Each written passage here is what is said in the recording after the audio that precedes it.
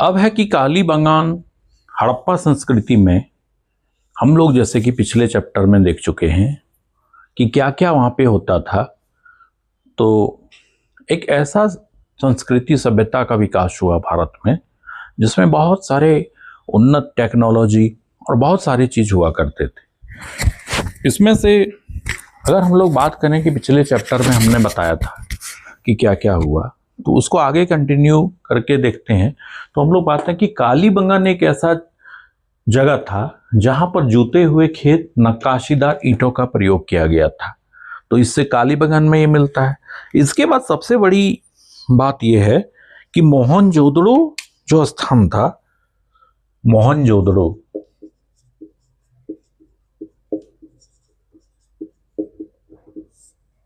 इसमें से स्नानागार, जो स्नानागार होता था तो सबसे बड़ी इमारत था। स्नानागार में होता था कि मध्य स्थित स्नाना कुंड 11.8 मीटर लंबा और 7 मीटर चौड़ा और गहरा, लगभग 7 मीटर चौड़ा, 2 मीटर गहरा।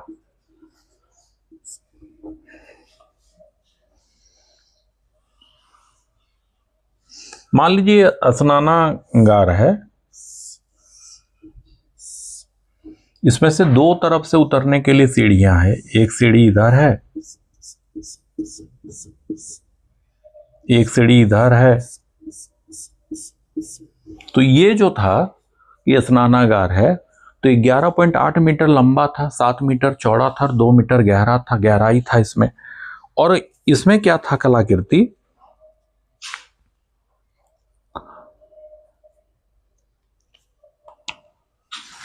चारों ओर कमरे बनाए गए थे। यहां पे देखिए चारों ओर कमरे बनाए गए हैं, ऐसे है, ऐसे ऐसे ऐसे, ये क्या है, कमरे हैं।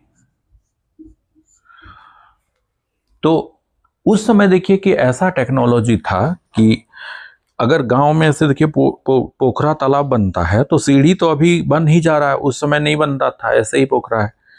और चारों ओर कमरे कौन बनाता है भाई, कोई बनाता है?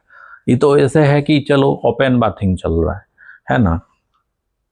इतना तो देखिए उस समय इतना टेक्नोलॉजी था, लेकिन आजकल है क्या इस तरह का?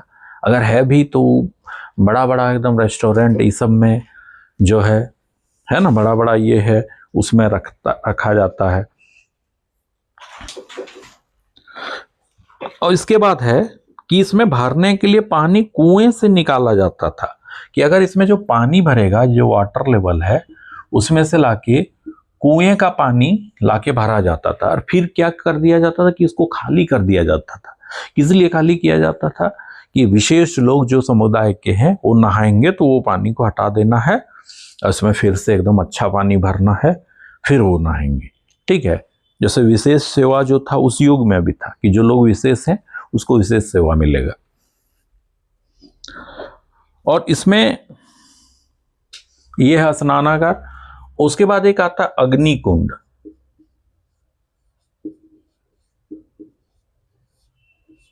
अग्निकुंड जो है वो लोथल और कालीबंगान से प्राप्त हुआ है।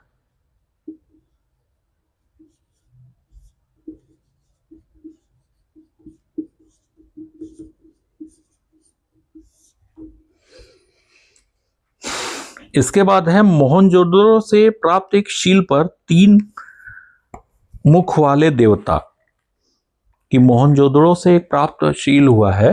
मान लीजिए ये है, ये कहां मिला है?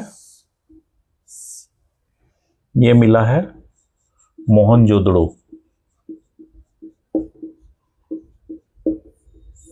इसमें से 3 मुख वाले देवता, मान लीजिए ये है, 3 मुख वाले देवता हैं। तो संभवतः पशुपतिनाथ महादेव, उन्हीं को पशुपतिनाथ बोला जाता है, ये मिला है। और बोला गया कि चारों ओर हाथी, गैंडा, चीता और भैंसा, इसके चारों ओर यहां पे हाथी, गैंडा, चीता और भैंसा, इसके चारों ओर हाथी है, गैंडा है, चीता है, भैंसा है, ये मिला है। तो संभवतः मोहनजोदड़ो में और एक चीज मिला है, कांस्य की नर्तकी। कांसे की मतलब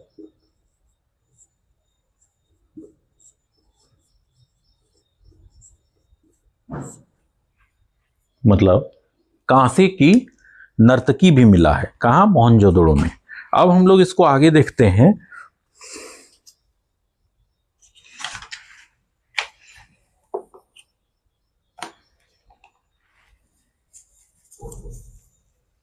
यहां तक हो गया।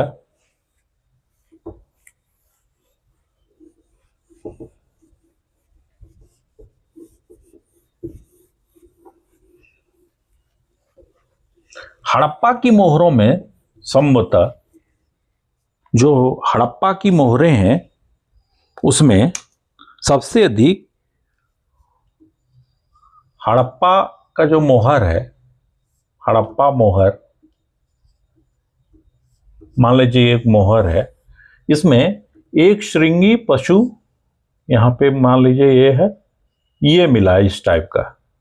ये पशु ऐसा इतना अच्छा नहीं बना है, मतलब एक श्रृंगी पशु जो है वो हड़प्पा का मोहर में मिला है। और एक आयताकार मोहर भी मिला है।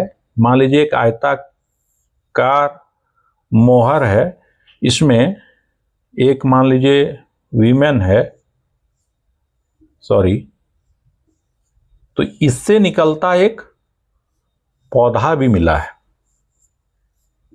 ये पौधा है, मतलब स्त्री के गर्भ से निकलता पौधा कहां पे मिला है? हड़प्पा के मोहर में। जो आयताकार मोहर है उसमें स्त्री के गर्भ से एक पौधा निकलता हुआ मिला है। मनके बनाने का कारखाना लोथल और चन्हूदड़ो में मिले। जो मनका बनता था, मनका, वो चन्हूदड़ो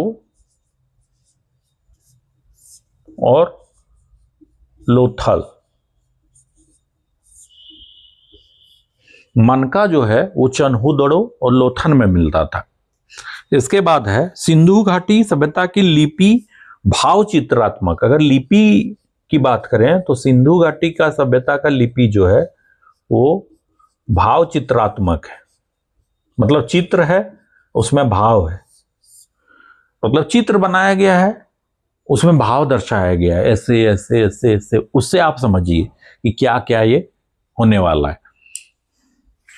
इसके बाद है कि यह लिपि दाईं से बाईं, मान लीजिए ये लिपि है या तो दाईं, यहां से बाईं, या फिर बाईं से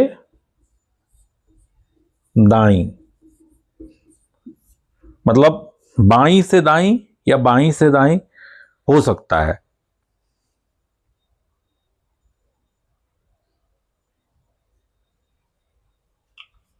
लेकिन लेखन कला जो विकसित करने का बात हुआ कि लेखन कला, तो इसका श्रेय कौन से सभ्यता का जाता है? तो सुमेरियन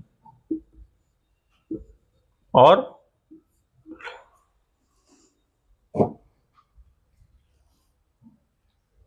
सुमेरियन की सभ्यता को जाता है लेखन कला विकसित। अगर भाव चित्रात्मक का बात आए तो हड़प्पा संस्कृति, लेकिन अगर लेखन कला के विकास की बात आए तो सुमेरियन की सभ्यता को यह श्रेय जाता है लेखन कला विकसित करने में। इसके बाद है कि सिंधु घाटी के लोगों ने नगरों तथा घरों के विन्यास के लिए ग्रिड पद्धति अपनाई। कि मान लीजिए सिंधु घाटी सभ्यता में जो है नगर और गांव, हालांकि सिंधु घाटी सभ्यता जो थी एक मुख्यतः शहरी सभ्यता थी, लेकिन फिर भी नगर और घर में जो डिफरेंशिएट होता है उसमें ग्रिड पद्धति, मान लीजिए इस टाइप का ग्रिड है, इस टाइप का ग्रिड है, इधर नगर है, इधर घर है, फिर इधर नगर है, फिर इधर घर है। ग्रिड पद्धति अपनाई गई और सिंधु घाटी सभ्यता घरों के दरवाजे और खिड़कियां सड़क की ओर ना खुलकर, मान लीजिए ये घर है और ये सड़क है, तो घरों का जो होता था दरवाजे और खिड़कियां, मतलब अनुमान ऐसे बाहर खुलेगा, ये मान लीजिए है दरवाजा ऐसे, तो ये बाहर खुलेगा, ऐसे खुलेगा, नहीं खुल के ऐसे खुल के क्या होता था,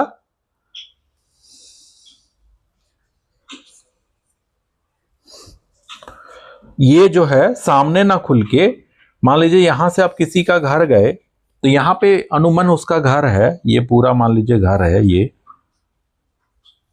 ये दरवाजा है, ये घर है, ठीक है। तो ये यहां नहीं होके होता था क्या कि आपको पीछे से जाना होगा, पीछे वाला, पीछे तरफ द्वार, सड़क पे नहीं है, पीछे तरफ द्वार होता था। ये था सिंधु घाटी सभ्यता में इस तरह का विशेषता।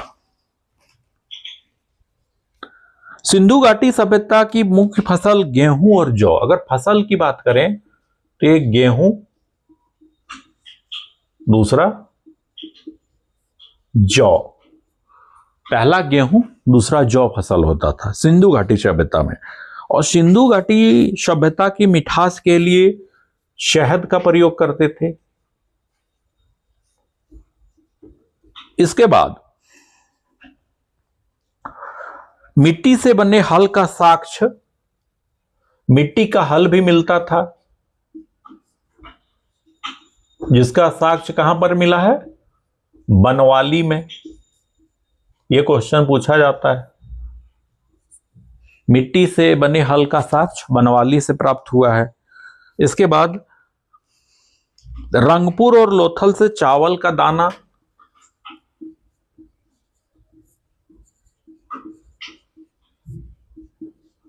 रंगपुर में है और दूसरा लोथल। इसके बाद है धान की खेती होने की इससे प्रमाण मिलता है, लेकिन चावल का प्रथम साक्ष्य लोथल से ही प्राप्त हुआ है। अगर प्रथम साक्ष्य बोलेगा तो इसको लोथल में मानना है कि चावल दाना तो रंगपुर और लोथल दोनों से मिला है, लेकिन अगर प्रथम साक्ष्य बोलेगा तो उसमें लोथल होगा। सुतकोदता, कालीबंगन और लोथल से सेंधव कालीन घोड़ा अस्थि पंजर मिला है। और तौल की इकाई अगर पूछा जाएगा तो वो 16 के अनुपात में थी। तौल इकाई 16 अनुपात में।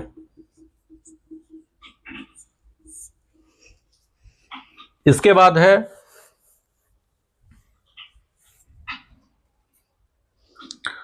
सिंधु सभ्यता के लोग यातायात के लिए 2 पहिया, अनुमान 2 पहिया वाला बैलगाड़ी, या फिर ऐसे है बैलगाड़ी, या फिर 4 पहिया वाला बैलगाड़ी, ऐसे मतलब 2 यहां है इधर और 2 इधर है।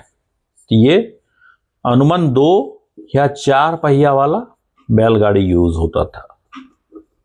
अब मर्सिडीज बेंज तो उस जमाने में नहीं होगा ना, तो बैलगाड़ी ही होता था, तो 2 उसी को मर्सिडीज बना दिया, 4 कर दिया। इसके बाद है मेसोपोटामिया के अभिलेख से एक मेलुहा शब्द का एक मेसोपोटामिया में अभिलेख है,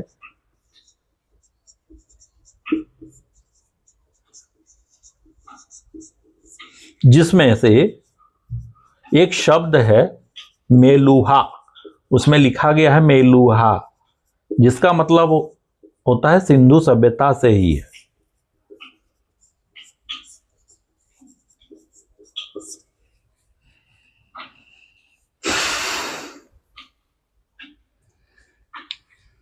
एक महोदय थे, पिग्गट, उसने हड़प्पा और मोहनजोदड़ो को जुड़वा राजधानी बोला है।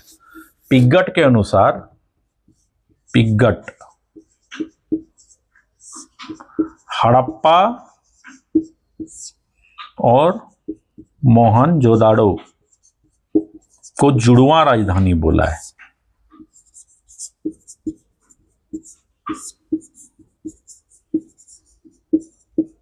यह भी पूछा जाता है कभी कभी।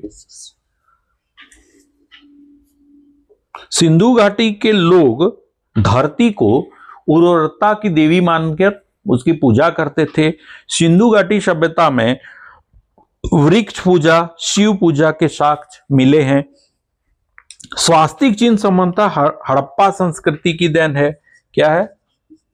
स्वास्तिक चिन्ह हड़प्पा संस्कृति की देन है। इसके बाद सूर्योपासना का अनुमान लगाया जाता है। सिंधु घाटी के किसी मंदिर से इसके अवशेष नहीं मिले हैं।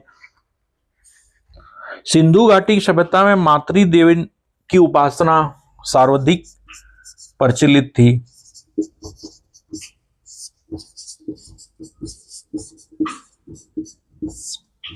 सिंधु घाटी सभ्यता में मातृ देवी की उपासना सर्वाधिक होती थी, प्रचलित थी।